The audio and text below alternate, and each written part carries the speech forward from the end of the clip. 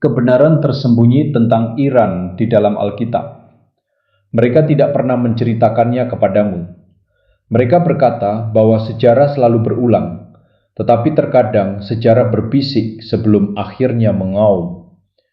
Dan ada satu nama, satu bangsa yang bergema dengan tenang sepanjang abad, namun kini berdiri lantang dan menantang di panggung dunia saat ini, Iran. Kebanyakan orang mendengar nama itu lalu langsung memikirkan politik, protes, dan ketegangan nuklir. Namun Alkitab, firman Tuhan itu sendiri, melukiskan gambaran yang jauh lebih dalam dan rumit. Ini bukan tentang berita utama. Ini tentang sebuah benang kudus yang terjalin di dalam kitab suci yang membawa kita langsung ke Persia kuno, Iran modern, dan apa yang Tuhan katakan tentangnya. Izinkan saya berbicara dengan jujur. Ketika sebagian besar orang percaya membuka Alkitab mereka tidak menyangka akan menemukan Iran di dalamnya. Mereka mengenal Israel, Mesir, mungkin Babel, tetapi Iran hampir tidak pernah masuk dalam perhatian mereka. Padahal Iran ada di sana, bukan sekali, bukan dua kali, tetapi berkali-kali. Bahkan beberapa karya Tuhan yang paling dahsyat dalam Perjanjian Lama terjadi melalui atau di dalam wilayah Persia. Pikirkan itu, sebuah negeri yang hari ini sering dilabeli sebagai musuh, pernah menjadi tempat yang Tuhan gunakan untuk menggenapi rencananya, memberkati umatnya, dan menyampaikan firman nubuat yang hingga kini masih mengguncang dunia. Saya ingin kamu menyimak ini bukan hanya dengan telinga, tetapi dengan hati. Karena ini bukan sekedar tentang mempelajari fakta. Ini tentang melihat hati Tuhan di tengah hal-hal yang sering kita salah pahami. Di balik setiap berita politik ada realitas rohani. Di balik setiap peta ada ladang misi. Dan di balik setiap nama kuno dalam Alkitabmu ada pesan yang masih hidup hingga hari ini. Kamu akan melihat Persia melalui mata Daniel, Esther, dan Yesaya. Kamu akan mendengar tentang seorang raja Persia, seorang yang tidak mengenal Tuhan, tetapi secara harfiah disebut Tuhan sebagai yang diurapinya. Kamu akan menyaksikan peperangan malaikat yang terjadi di atas wilayah Iran, dan kamu akan melangkah ke dalam nubuat-nubuat yang menjangkau zaman kita dan bahkan melampauinya.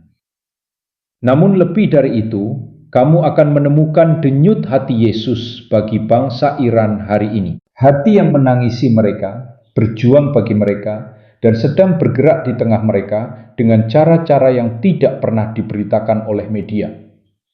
Ini bukan untuk membangkitkan rasa ingin tahu semata. Ini untuk membangkitkan keyakinan. Tuhan memiliki firman tentang Iran dan sudah waktunya kita mendengarkannya.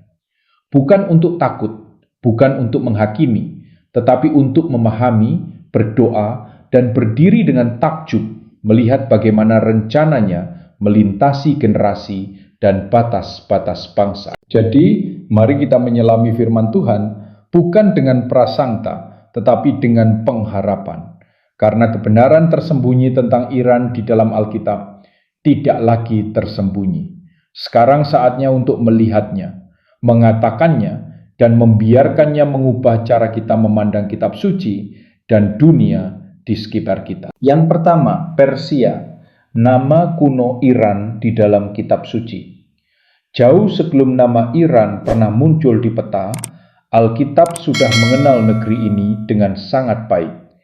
Dalam halaman-halaman kitab suci, negeri ini disebut Persia. Itu bukan sekedar nama puipis. Itu adalah nama yang syarat makna nubuat. Ketika kita berbicara tentang Persia, kita berbicara tentang sebuah kerajaan nyata yang pernah membentang luas di dunia kuno. Kerajaan ini kuat, kaya, dan yang terpenting merupakan pemain utama dalam rencana Tuhan yang sedang berlangsung bagi Israel. Kamu lihat, sementara Mesir memperbudak umat Tuhan, dan Babel membawa mereka ke pembuangan, justru Persia yang mengizinkan mereka pulang ke tanah air. Ini bukan sesuatu yang sering kita pikirkan, bukan? Namun kekaisaran Persia muncul pada titik balik dalam kisah Alkitab, saat Tuhan sedang memulihkan apa yang telah hancur. Di bawah pemerintahan Persia, bangsa Yahudi diizinkan kembali ke Yerusalem, membangun kembali bait suci, dan meneguhkan kembali identitas mereka sebagai umat pilihan Tuhan. Kitab Esra, Nehemia, Esther, dan Daniel semuanya berlatar pada masa pemerintahan Persia. Dan kitab-kitab ini tidak menyebut Persia hanya sebagai latar belakang cerita. Persia adalah pusat dari kisah tersebut. Raja-raja Persia bukan sekedar musuh atau orang asing. Dalam banyak asus, mereka adalah alat di tangan Tuhan sendiri. Dan inilah hal yang bahkan lebih menakjubkan. Alkitab terus menyebut Persia dengan namanya, bahkan ketika berbicara tentang peristiwa-peristiwa di masa depan. Dalam kitab Yeskiel misalnya, Persia disebut bersama bangsa-bangsa lain dalam sebuah nubuat yang melampaui zaman itu. Ini memberitahu kita sesuatu yang penting. Persia, yang kini dikenal sebagai Iran, tidak pernah keluar dari perhatian Tuhan. Dan jika Iran masih ada dalam pikirannya, mungkin seharusnya juga ada dalam pikiran kita. Dunia kuno tidak memisahkan politik dan iman seperti yang sering kita lakukan saat ini. Para raja dipandang sebagai sosok yang dipilih oleh para dewa, atau dalam konteks Israel, digunakan oleh satu-satunya Tuhan yang benar. Persia adalah sebuah kekuatan adidaya dunia, namun Tuhan tidak pernah gentar oleh besarnya wilayah atau kuatnya pengaruh kerajaan itu. Sebaliknya, Dia justru menggunakannya. Dan jika Tuhan dapat bekerja melalui Persia pada masa lalu, siapa yang bisa berkata bahwa Dia tidak dapat bergerak dengan kuasa melalui Iran pada masa kini? Yang kedua, Koreshi Agung, alam Tuhan yang diurapi. Sekarang mari kita membahas salah satu momen paling mencengangkan dalam seluruh Alkitab.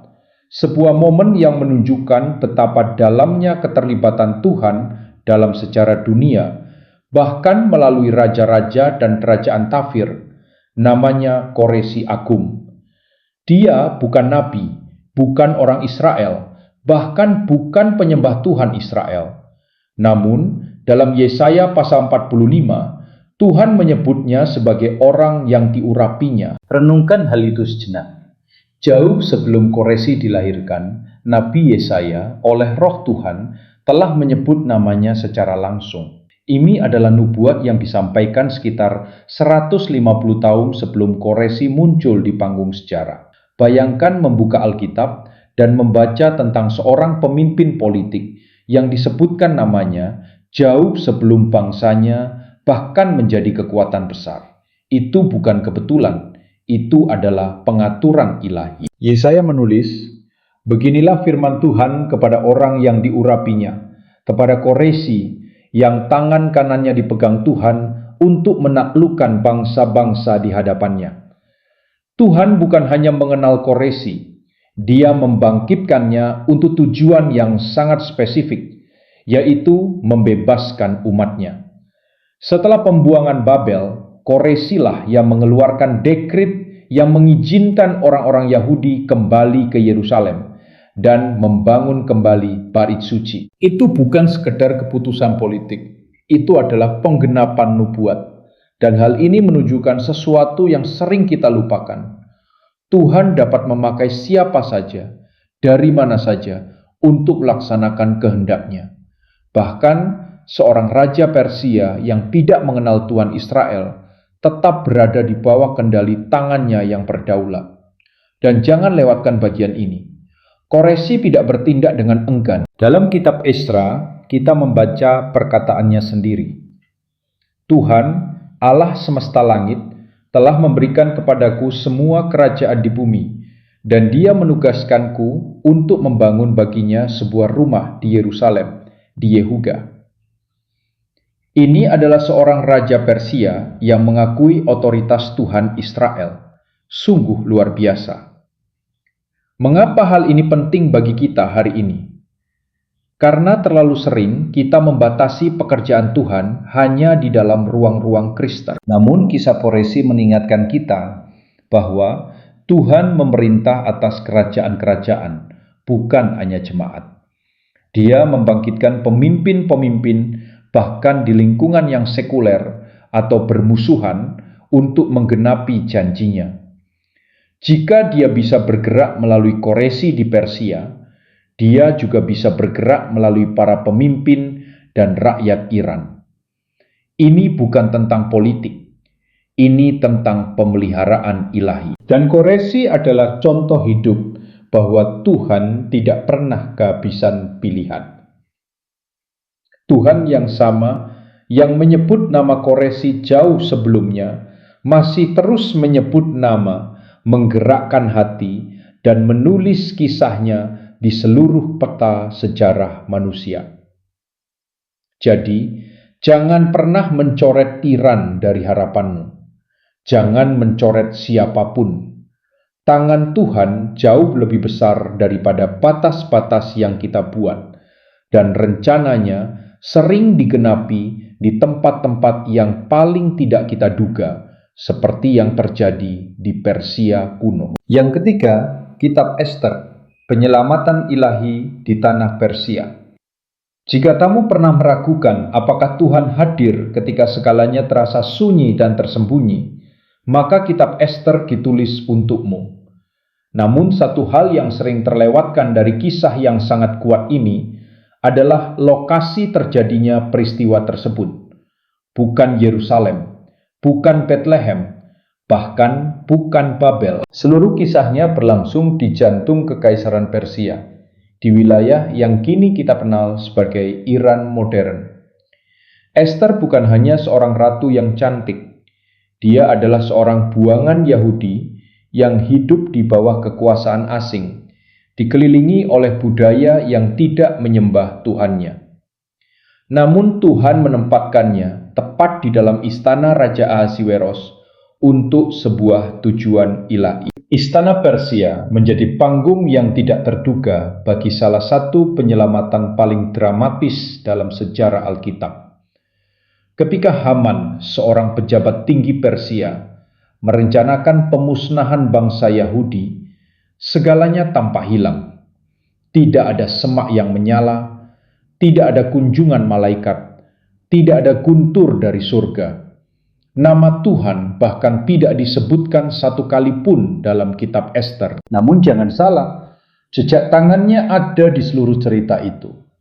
Ester mempertaruhkan segalanya, kedudukannya, keamanannya, bahkan nyawanya, untuk menghadap raja dan memohon bagi bangsanya. Dan dalam pembalikan yang menakjubkan, apa yang dimaksudkan musuh untuk kejahatan, Tuhan ubah menjadi kebaikan.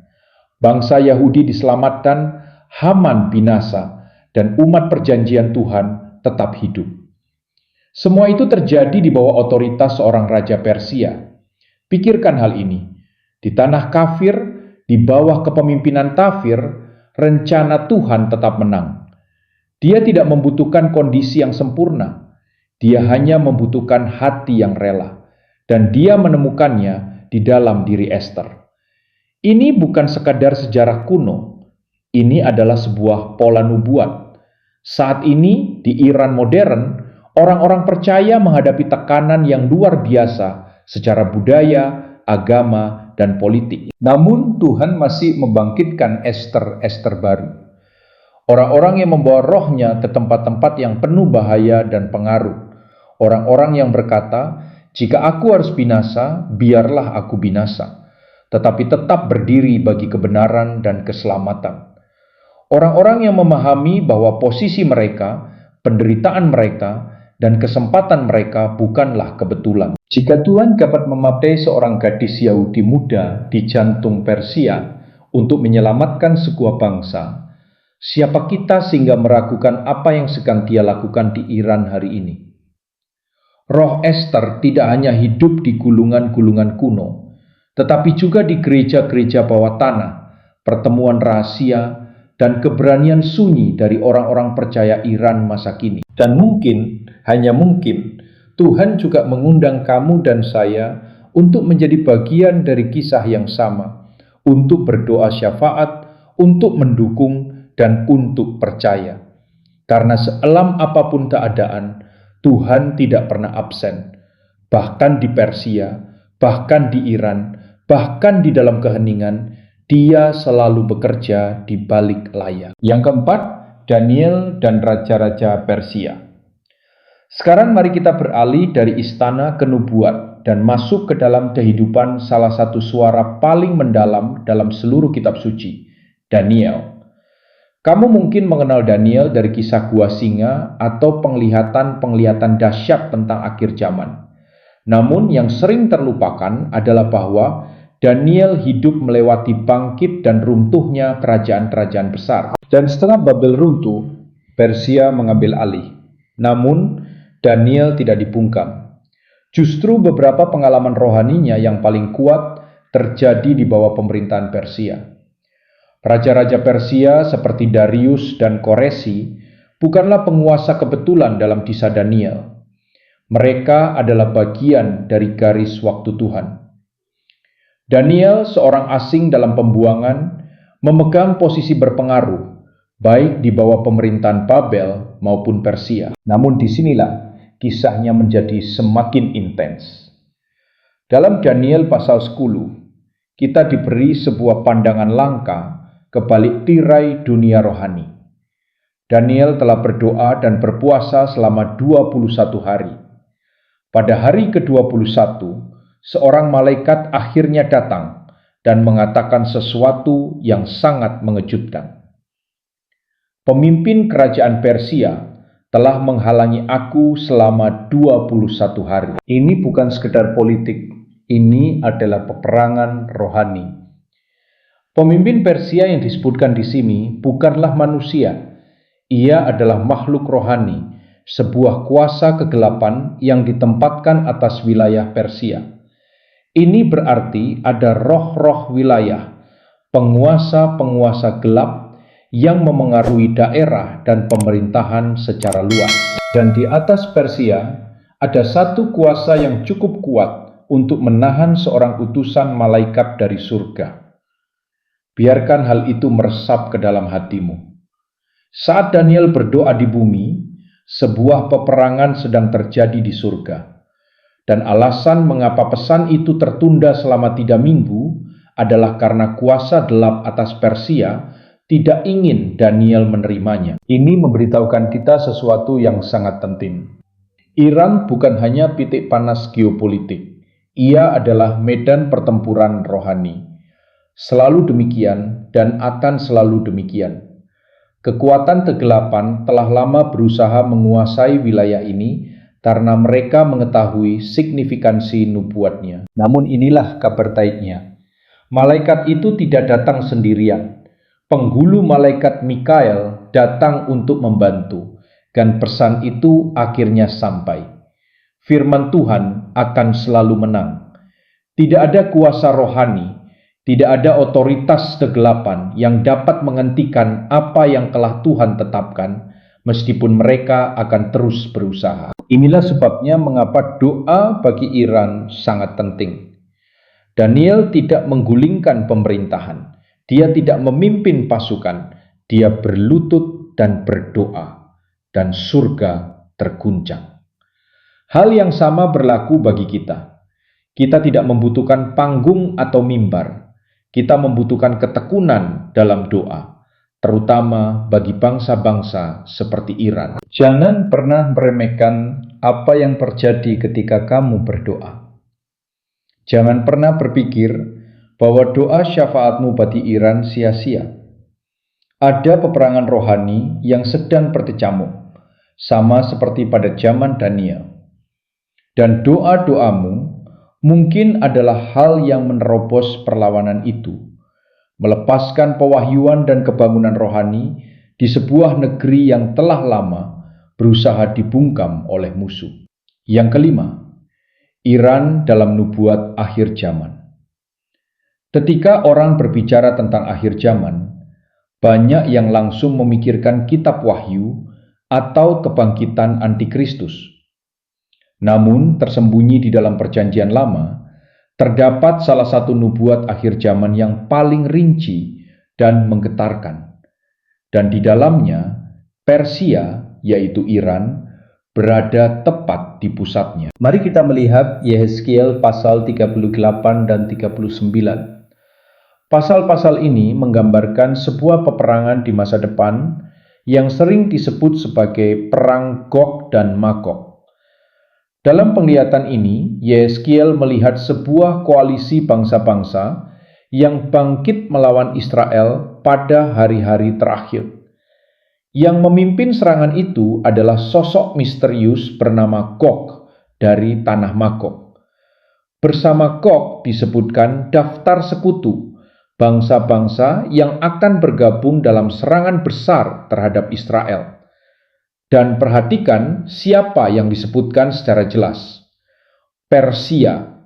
Yehezkiel 38 ayat 5 berkata bahwa Persia, Kus dan Put akan menyertai mereka, semuanya dengan perisai dan tetopong. Persia berdiri sejajar dengan bangsa-bangsa lain yang menentang umat pilihan Tuhan. Sekarang mari kita pahami ini dengan jernih. Yehezkiel menuliskan nubuat ini sekitar 600 tahun sebelum Kristus, ketika Persia masih merupakan kekuatan yang sedang bangkit. Namun disinilah Persia muncul dalam sebuah nubuat yang oleh banyak ahli Alkitab dan orang percaya dipahami sebagai peristiwa masa depan, bukan masa lalu. Ini sangat besar maknanya. Fakta bahwa Persia disebut dengan program kunonya, bukan Iran, menunjukkan konsistensi firman Tuhan sepanjang zaman. Dan ketika kita melihat sikap Iran modern terhadap Israel, tidak sulit untuk memahami bagaimana nubuat ini dapat digenapi. Retorika, permusuhan, dan aliansi dengan bangsa-bangsa lain, semuanya tampak membentuk gambaran yang sama. Namun dengarkan dengan saksama. Ini bukan tentang ketakutan, ini tentang iman. Ya, bangsa-bangsa akan berkumpul. Ya, Iran mungkin memainkan peran tertentu. Namun, lihat bagaimana kisah ini berakhir. Dalam Yehezkiel pasal 39, Tuhan sendiri turun tangan, bukan melalui diplomasi, tetapi melalui kuasa ilahi. Tuhan berkata bahwa Dia akan membuat namanya yang kudus dikenal di tengah umatnya Israel. Dan Dia tidak akan membiarkan namanya yang kudus dinajiskan lagi. Tuhan tidak terkejut oleh posisi Iran pada hari-hari terakhir. Dia tidak gelisah oleh aliansi, senjata, atau para pemimpin dunia. Dia telah menyatakan sebelumnya apa yang akan terjadi, dan Dia telah menetapkan hasil akhirnya. Namanya akan dimuliakan. Jadi bagaimana seharusnya kita merespons? Dengan pemahaman, ya, tetapi juga dengan kesungguhan hati. Nubuat bukan sekedar ramalan. Nubuat adalah undangan. Undangan untuk berdoa, untuk bersiap, dan untuk memberitakan Injil. Karena sementara musuh mengumpulkan bangsa-bangsa untuk perang, Tuhan sedang mempersiapkan hati-hati untuk keselamatan. Dan itu termasuk hati orang-orang Iran. Yang keenam, gereja bawah tanah di Iran, sebuah mukjizat modern. Sekarang mari kita berbicara tentang sesuatu yang menentang logika, melampaui statistik, dan membungkam para peragu. Gereja bawah tanah di Iran. Tamu mungkin tidak pernah mendengarnya di berita. Ini tidak menjadi tren di media sosial. Namun di balik layar, di dalam rumah-rumah, melalui aplikasi terenkripsi, dalam doa-doa yang dibisikkan, kebangunan rohani sedang terjadi di Iran dan tidak melambat. Iran secara konsisten dinilai sebagai salah satu tempat paling berbahaya di dunia bagi orang Kristen. Pemerintahnya adalah teokrasi Islam. Perpindahan agama dari Islam ke Kristen adalah ilegal. Alkitab dilarang, gereja-gereja ditutup, pendeta dipenjara. Namun tetap saja, kekristenan menyebar dengan sangat cepat. Menurut berbagai organisasi misi dan laporan independen, Iran memiliki salah satu populasi Kristen yang bertumbuh paling cepat di dunia. Bukan hanya bertumbuh, tetapi meledak. Dan ini bukan agama impor. Ini adalah orang-orang Iran sendiri, mantan Muslim yang datang kepada iman di dalam Yesus melalui mimpi, penglihatan, dan kesaksian kuat dari para percaya bawah tanah. Bayangkan itu, di tempat di mana mengikuti Yesus dapat membuatmu kehilangan segalanya, orang-orang masih berkata, "Ya." Tidak ada gedung megah, tidak ada lampu sorot, tidak ada mikrofon, hanya Injil yang murni dan tanpa kompromi, dan Injil itu sedang mengubahkan hidup.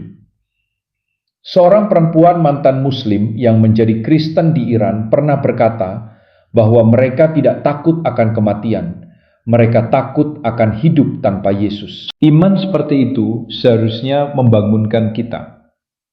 Kita sering menghabiskan begitu banyak waktu di gereja-gereja barat, meminta penyamanan, berkat, dan kejelasan. Sementara itu, saudara-saudari kita di Iran mempertaruhkan nyawa mereka hanya untuk membisikkan nama Yesus. Dan Tuhan menghormati iman itu.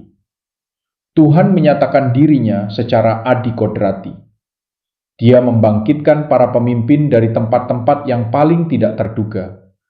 Dia sedang membangun gerejanya, dan bahkan pintu-pintu gerbang maut maupun penjara-penjara di Iran tidak mampu menghentikannya. Jadi, apa artinya semua ini bagi kita? Artinya, kita perlu berhenti melihat Iran sebagai ancaman dan mulai melihatnya sebagai ladang misi yang sedang berbunga lebat. Kita perlu mengubah doa-doa kita dari ketakutan menjadi iman. Kita perlu merayakan apa yang Tuhan sedang lakukan, bahkan ketika dunia memilih untuk mengabaikannya. Karena ketika politik berjuang untuk merebut kekuasaan, Tuhan sedang memenangkan hati. Saat ini juga, ada pendeta-pendeta bawah tanah yang membaptis orang-orang secara diam-diam. Ada gereja-gereja rumah yang berlipat ganda tanpa izin. Ada ibu-ibu, ayah-ayah, remaja, tentara, semua berpaling kepada Kristus. Jika itu bukan mujizat, lalu apa namanya? Kita tidak sedang menunggu kebangunan rohani datang ke Iran. Kebangunan rohani itu sudah terjadi dengan tenang namun penuh kuasa, tepat di bawah hidung musuh, seperti yang selalu terjadi di tempat-tempat di mana kegelapan berusaha paling keras untuk memadamkan terang. Dan Tuhan yang sama yang bergerak di Persia kuno sedang bergerak di Iran hari ini. Yang ketujuh, hati Tuhan bagi bangsa Iran. Sangat mudah untuk membicarakan bangsa seperti Iran hanya dalam istilah politik atau nubuat. Namun jangan lupa bahwa kita tidak sedang berbicara tentang pemerintahan semata. Kita sedang berbicara tentang manusia, keluarga, ayah, anak perempuan, mahasiswa, dan jiwa-jiwa. Ketika Tuhan memandang Iran, Dia tidak hanya melihat peta dan rezim, Dia melihat hati dan Dia merindukannya. Kamu mungkin terkejut mengetahui bahwa Iran tidak pernah dikecualikan dari rencana penebusan Tuhan. Bahkan, kitab suci memberi kita gambaran yang indah dan menggetarkan tentang betapa besar kepeduliannya terhadap wilayah ini. Dalam Yesaya pasal 19, Tuhan menyampaikan sebuah nubuat yang sering diabaikan. Itu bukan tentang penghukuman, melainkan tentang pemulihan. Nubuat itu menggambarkan suatu masa depan di mana 3 wilayah disebutkan secara khusus: Mesir, Asyur, dan Israel. Asyur pada zaman Alkitab mencakup wilayah Irak modern, sebagian Suriah, dan bahkan wilayah barat Iran. Beginilah firman yang dinubuatkan. Pada waktu itu Israel akan menjadi yang ketiga bersama Mesir dan Asyur, suatu berkat di tengah bumi. Tuhan semesta alam akan memberkati mereka dengan berkata, "Diberkatilah Mesir umatku, Asyur buatan tanganku, dan Israel milik pusataku. Perhatikan itu dengan saksama. Tuhan menyebut Mesir umatku. Dia menyebut Asyur, sebuah kekaisaran kejam pada masa lalu, sebagai buatan tanganku. Dia tidak hanya mengklaim Israel, dia merangkul bangsa-bangsa di sekitarnya, bahkan yang dahulu menindas umat pilihannya. Ini bukan rekonsiliasi politik, ini adalah pemulihan ilahi. Inilah hati Tuhan kita, dan inilah hati yang sama yang menyala bagi Iran modern. Bangsa Iran tidak dilupakan, mereka tidak ditolak, mereka tidak dikutuk, mereka diundang. Janji Tuhan kepada Abraham dalam Kejadian pasal 12 tidak pernah dimaksudkan untuk berhenti pada satu keluarga atau satu bangsa saja. Tuhan berkata bahwa melalui Abraham, semua kaum di muka bumi akan mendapat berkat. Itu termasuk orang-orang Iran, itu termasuk orang-orang Persia, itu termasuk setiap jiwa di negeri itu yang berseru dalam kegelapan mencari sesuatu yang nyata. Yesus tidak mati hanya untuk orang Kristen Barat. Dia tidak bangkit hanya untuk satu kelompok politik. Dia datang untuk seluruh dunia, termasuk bangsa yang oleh banyak orang dianggap musuh. Namun Alkitab mengajarkan kita untuk mengasihi musuh dan mendoakan mereka yang menganiaya kita. Karena keinginan Tuhan selalu adalah rekonsiliasi, bukan pembalasan. Dan kita sedang melihat buah dari hal itu sekarang. Ada pendeta-pendeta di Iran yang mungkin belum pernah membaca Yesaya pasal 19, tetapi sedang menghidupinya setiap hari.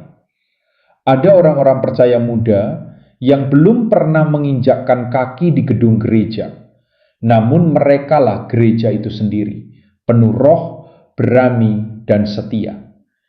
Ada keluarga-keluarga yang diubahkan bukan oleh pengaruh barat, melainkan oleh kuasa Roh Kudus dan kebenaran Injil. Inilah hati Tuhan bagi semua bangsa, bagi semua orang, bagi Iran. Jadi apa yang harus kita lakukan? Berdoa, bersyafaat, menguatkan, mendukung, dan di atas segalanya, percaya bahwa tidak ada seorang pun yang berada di luar jangkauan kasih karunia. Bukan tetanggamu, bukan musuhmu, dan bukan pula sebuah bangsa yang jauh di seberang dunia yang sering digambarkan gelap oleh berita. Karena terang Tuhan sudah ada di sana dan sedang semakin bersinar.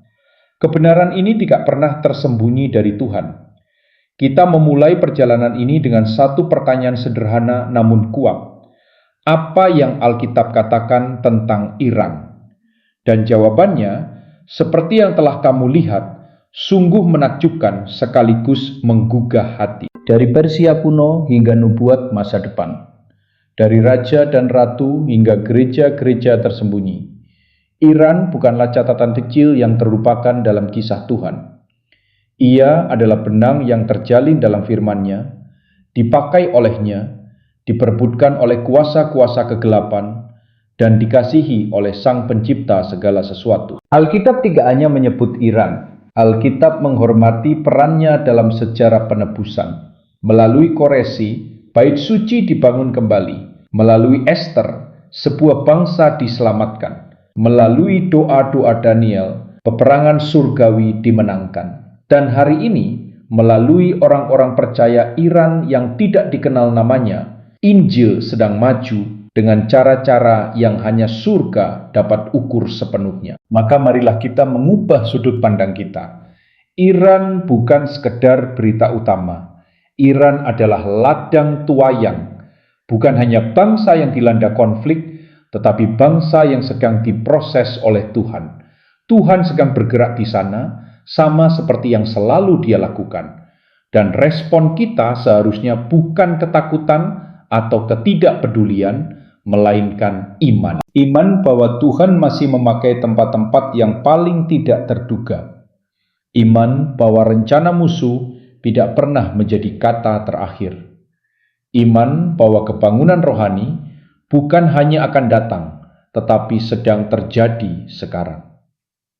Mungkin selama ini kamu hanya mendengar Iran disebut dalam konteks bahaya, perang, atau ketegangan politik. Namun hari ini, kamu telah melihatnya dalam terang yang berbeda. Terang kitab suci, terang sejarah, terang nubuat, dan yang terpenting, terang Injil. Maka sekarang pertanyaannya adalah ini.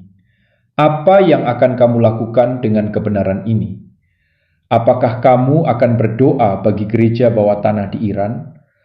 Apakah kamu akan mengucapkan kehidupan atas bangsa yang sangat dikasihi Tuhan? Apakah kamu akan berhenti melihat sebuah bangsa sebagai musuh dan mulai melihatnya sebagai bagian dari milik pusaka Tuhan? Karena kebenaran tentang Iran tidak pernah tersembunyi dari Tuhan. Dan sekarang, setelah kamu melihatnya, kamu pun menjadi bagian dari kisah ini.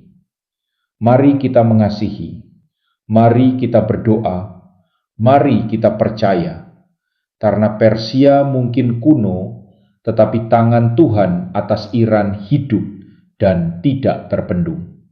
Dan bab-bab terbaiknya masih sedang ditulis.